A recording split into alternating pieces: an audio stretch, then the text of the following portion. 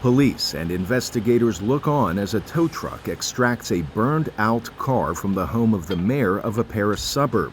The mayor said his wife and one of his children were injured in the attack. The Associated Press is reporting French police made more than 700 arrests by Sunday morning in connection with ongoing protests. The arrests and destruction are the latest from clashes in France following the fatal police shooting of a teenager last week after a traffic stop in the Paris suburb of Nanterre. The teenager, identified as Nahel M., was of Algerian descent, and activists say he was killed for his ethnicity, reigniting a long debate in France over ethnic and racial bias in policing. These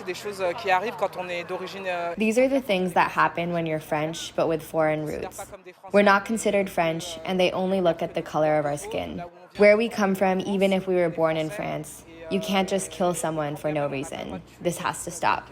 Demonstrations quickly began spreading through France after the teen's death, with marchers carrying banners reading "Justice for Nahel." The officer alleged to have fired the fatal shot was charged with voluntary homicide and remains in custody.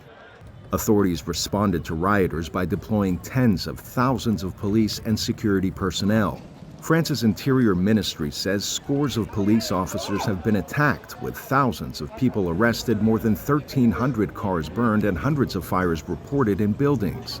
Enfin, les plateformes et les réseaux sociaux jouent Internet platforms and social networks are playing a considerable role in the movements of these past days. We saw on Snapchat, TikTok, and several others both violent gatherings being organized and a sort of copycatting of violence. This, among the youngest, leads to a sort of escape from reality. We sometimes have the feeling some of them are living in the streets of the video games that have intoxicated them.